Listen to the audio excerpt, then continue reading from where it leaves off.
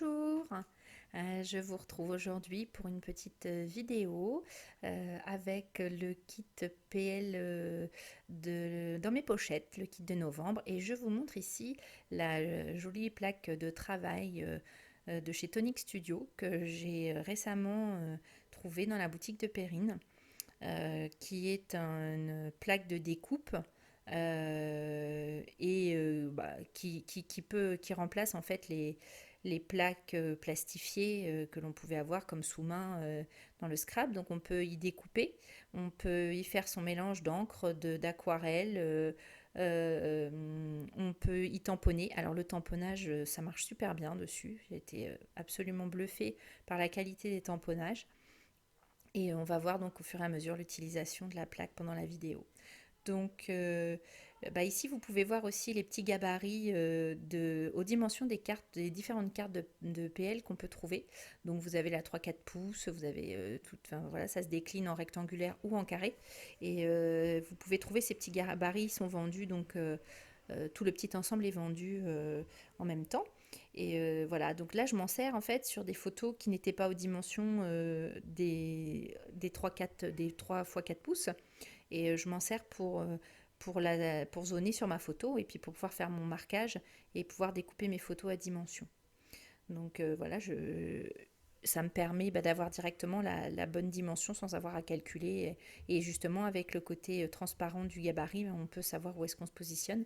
Ça me sert à la fois pour mes photos et ça me sert aussi pour imprimer mon journaling sur l'ordinateur et bien repérer que ça se positionne bien. Alors j'ai aussi donc arrondi les coins de mes photos et de mes différentes cartes, soit créées par moi-même, soit sur les papiers.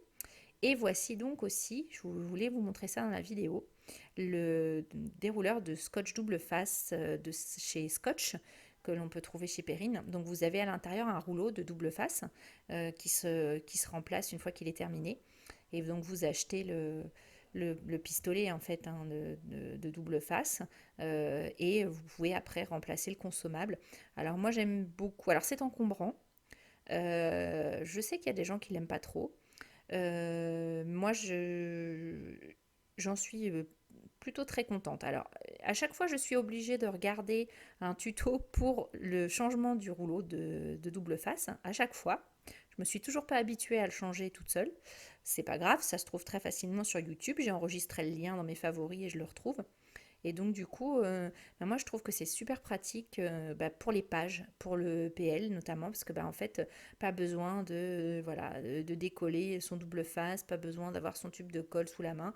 Hop, un petit coup de rouleau et c'est réglé. Ça colle plutôt bien. Si vous vous trompez et que vous voulez décoller, ça arrache quand même pas mal de papier. Maintenant, je ne ferai pas avec un mini-album. Je trouve que c'est un peu trop léger pour le mini-album et peut-être aussi pas assez large en termes de largeur de double face. Mais par contre, pour tout ce qui est page, PL, on gagne un temps fou. Enfin, moi, j'en suis très contente. Voilà. Donc, c'est vrai que j'en avais, ça fait quelques temps que. Ça fait longtemps que je l'ai, moi, ce, ce dérouleur de scotch. Je l'ai depuis, je sais pas, au moins 7 ou 8 ans, si ce n'est plus.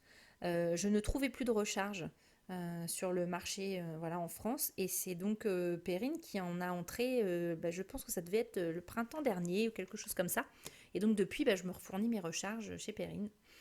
Voilà. Les recharges sont assez longues, je me demande si c'est pas 10 mètres. Je ne veux pas dire de bêtises, il faudrait que je vérifie, mais je crois que vous avez de quoi faire. Et donc là, donc on a vu, parce que je parle, mais du coup je ne vous explique pas ce que je suis en train de faire. Donc là, j'ai tamponné avec de l'encre Archival de chez Ranger un tampon directement sur ma photo. Avec cette encre-là, c'est l'équivalent de la Stézone. Moi, je la préfère à la Stézone, je la trouve plus précise. Je n'ai jamais été très à l'aise avec la Stézone, je ne sais pas pourquoi. Et donc du coup, je me suis servi de cette encre pour tamponner directement sur ma photo. Et puis là, j'habille la petite carte titre de ma semaine avec un petit fanion que j'ai découpé dans le papier des ateliers de Karine présent dans le kit de novembre. Et je l'ai redécoupé sous la forme du petit fanion qui était représenté sur la petite carte PL. Et puis voilà, avec des petits tampons de chez Casey Art. Alors c'est pas des tampons qui sont tout récents, hein, c'est des tampons assez anciens. Je vais faire mon petit titre sur le petit fanion. Et puis j'ai complété avec des petits die cuts qui sont dans le kit. Alors le kit n'est plus disponible. Comme très souvent les kits de Perrine, ils sont vite dévalisés. Donc je vous ai mis dans l'article du blog, je vous invite à vous y rendre. Les différents éléments qui sont présents dans la boutique. Il y avait encore beaucoup d'éléments du kit qui étaient encore en vente en boutique si vous souhaitez pouvoir acheter les produits indépendamment du kit. Et je ne saurais trop vous conseiller de vous abonner puisque Perrine propose un abonnement pour pouvoir être sûr de recevoir votre kit et de ne pas vous retrouver avec un kit rapidement épuisé. Donc voilà, enfin voilà, j'ai appliqué mes petits die cuts. Alors j'ai mis un petit peu de mousse 3D pour en rehausser certains. Et puis faire ma petite carte de titre. Alors ces petites cartes-là, je les ai faites sur du papier Bristol blanc. Je fais souvent ça si vous avez déjà vu les vidéos. Parce que ça allège un petit peu le reste de la page PL. Et puis voilà, j'aime bien voilà, alléger un petit peu en utilisant des petites cartes que je fais moi-même sur le Bristol. Donc voilà, ensuite, c'est une page qui va être assez simple hein, puisque j'ai juste voilà, hein, j'ai travaillé un petit peu ma carte titre et puis la carte que l'on va voir là tout de suite. Alors là, j'ai pris un petit tampon d'une planche des ateliers de Karine. La planche s'appelle J'en pince pour toi, je crois. C'était une planche qui allait avec la collection Green and Graphic que vous pouvez trouver en boutique encore. Et voilà donc l'utilisation de la plaque en direct live. Donc vous voyez comment le tamponnage s'est bien fait directement en une seule fois sur la plaque. Et là, voilà, j'ai mis mon pad de distress directement sur la plaque et je peux faire ma petite colorisation directement. Sur mon plan de travail. On pourrait très bien aussi faire un mélange. On pourrait très bien aussi s'en servir de palette pour voilà, hein, mettre un peu d'aquarelle pour faire son petit mélange. Donc voilà, vous voyez, je prélève directement avec mon plastique sur la plaque. Et du coup, allez hop, un petit coup de lingette ou un petit coup de chiffon et c'est propre.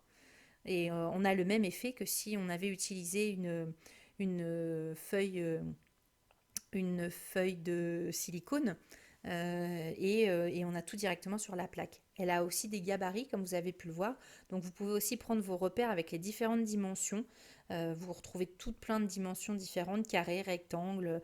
Il y a aussi les unités, enfin vous avez aussi une graduation, donc vous pouvez vous en servir pour prendre vos mesures graduées. Enfin voilà, c'est vraiment très très chouette comme surface de travail. Moi, j'en suis très très contente. Je remercie chaleureusement Perrine de les avoir entrés en boutique et je remercie aussi tout plein ma Steph, la bulle, voilà, qui avait envie d'en acheter une, avec qui on en a parlé, à qui j'ai dit oh mais non, ça ne sert à rien, et puis qui tout compte fait m'a dit oh oui mais bon, moi quand même, ça me fait envie. Et puis j'ai regardé d'un peu plus près et là, oui, elle m'a convaincue très rapidement et j'ai craqué et là je ne regrette absolument pas. C'est vraiment un super investissement voilà, pour lequel je pense je vais avoir vraiment une utilisation évidemment constante puisque c'est sur mon bureau. Alors regardez là, pareil, le tamponnage, tampon bois dessus, c'est nickel. C'est franchement génial. Et puis en plus, je trouve qu'en fond, pour les vidéos, c'est beaucoup plus joli que les vieilles planches de plastique, là, toutes rainurées par les coups de cutter. Et vraiment, moi, j'en suis très contente. Alors après, je sais que voilà, pour une utilisation du cutter modérée, il n'y a pas de souci. Je n'utiliserai pas les gros cutters de cartonnage. Moi, ce que j'ai, c'est un cutter de précision.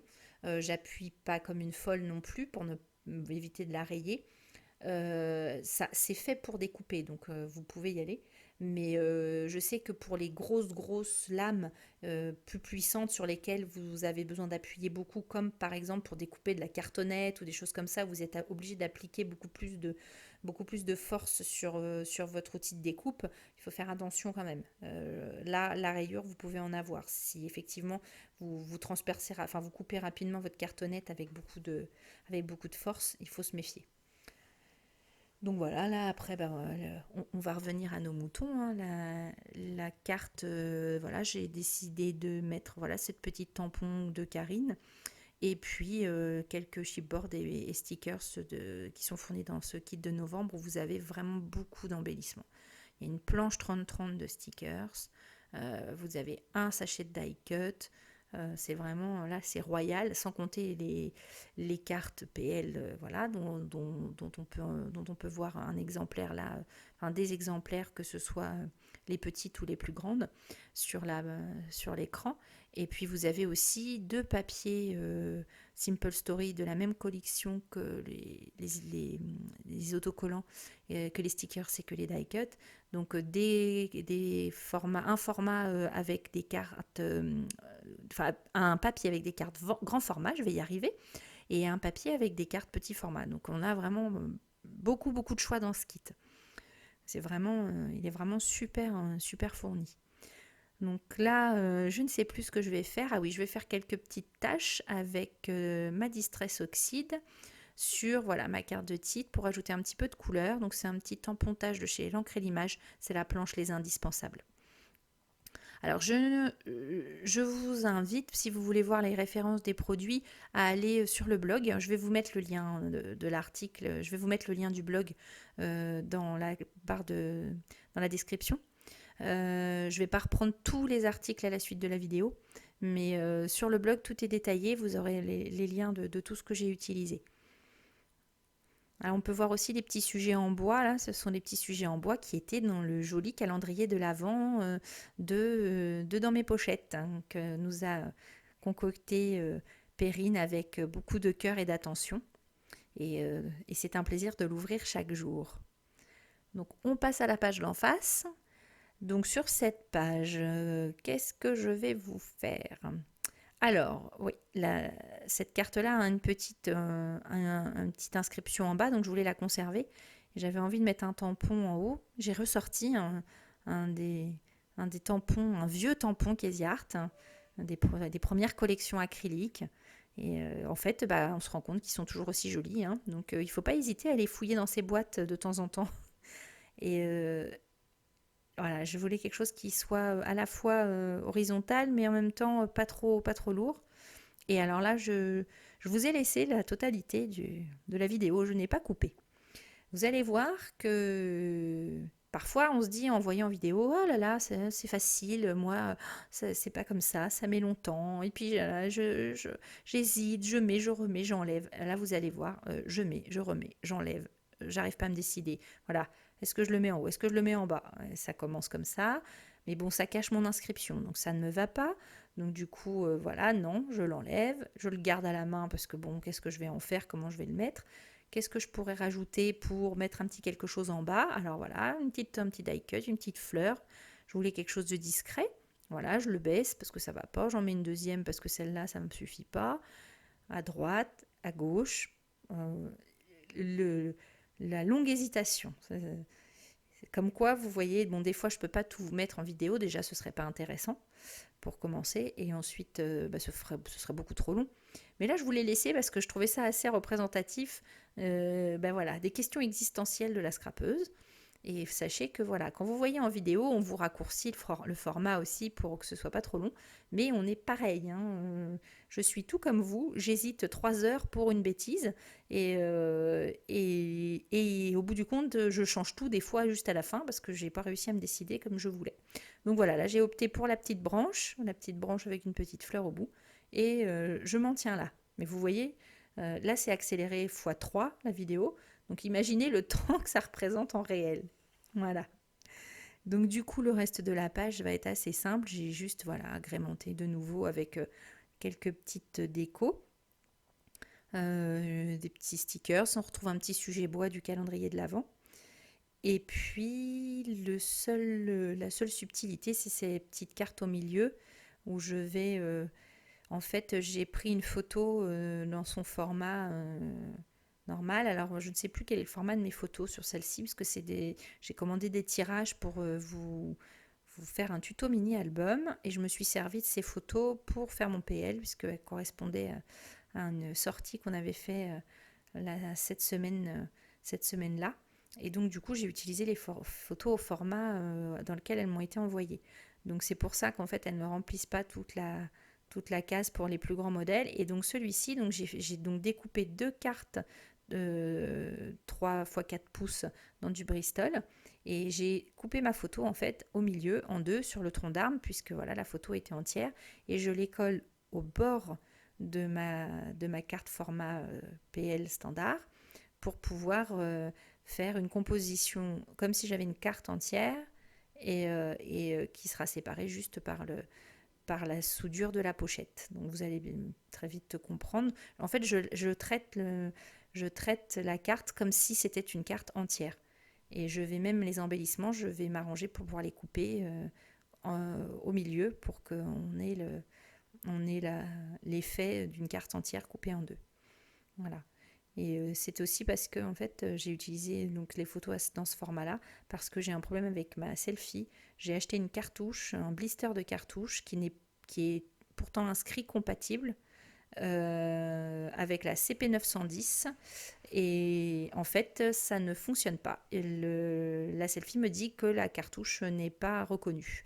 Donc je suis en guerre contre le service client de Canon pour que déjà soit ils me renvoient une cartouche compatible, soit voilà, ils veulent rien savoir, disant que c'est ma selfie qui a un problème, alors qu'elle imprime parfaitement quand on prend le petit format, le format carte. Je ne sais pas si vous avez déjà imprimée sur ce format-là.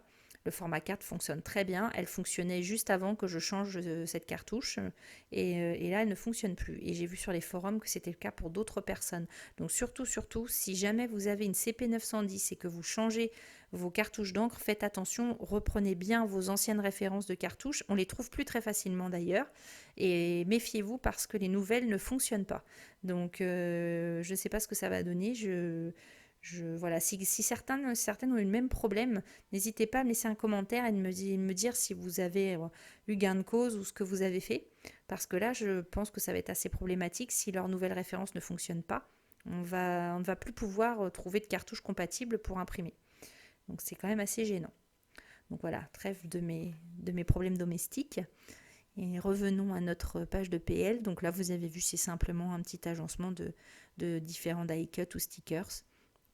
Tout simplement, j'ai assez peu chargé cette page-là et je suis restée voilà, avec les éléments du kit qui sont largement suffisants pour pouvoir avoir une marge de réalisation incroyable. Je pense qu'on peut faire largement 4 semaines de PL, double page 30-30 avec ce kit, largement, et il en restera encore. Donc il est vraiment super fourni. Et très joli, très coloré. Enfin, moi, j'aime beaucoup. J'aimais beaucoup celui du mois d'octobre aussi. J'avais un gros coup de cœur pour celui du mois d'octobre. Celui-là est quand même aussi très très chouette. Enfin, à chaque fois. Vous allez voir, dans quelques temps, je vous mettrai l'utilisation du kit de décembre. Il est très très beau aussi. Ce sera un format un petit peu différent pour décembre. En fait, j'ai pas fait de December Daily cette année. Et donc du coup, je vais utiliser le kit PL pour vous faire un petit PL spécial décembre sous un autre format. Je ne vous en dis pas plus. On y reviendra au moment voulu. En espérant que ce ne soit pas pour Pâques que je puisse vous montrer tout ça. Je vais essayer de faire ça encore dans les temps. Donc voilà, on va arriver à la fin de la vidéo. Donc j'espère qu'elle vous aura plu, que mon grand blabla ne vous aura pas trop saoulé.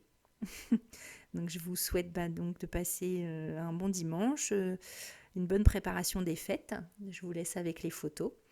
Donc si vous avez apprécié la vidéo, n'hésitez pas à la liker et surtout à vous abonner et à activer la petite cloche des notifications pour recevoir l'avis des prochaines vidéos que je mettrai en ligne. Je vais essayer de revenir rapidement avant Noël, peut-être, j'espère. Peut-être que pendant les vacances de Noël, ce sera un petit peu difficile, notamment entre Noël et le jour de l'an. Donc si jamais je ne reviens pas d'ici là, je vous souhaite de très belles fêtes à toutes et à tous et de bien profiter de vos familles et de prendre de jolies photos, ce qui n'est pas toujours facile pendant les fêtes de Noël. J'espère réussir à prendre des photos un peu plus jolies cette année pour pouvoir justement compléter ce fameux petit projet pour décembre, voire fin décembre. Et je vous dis à très bientôt et je vous souhaite de bonnes fêtes et bon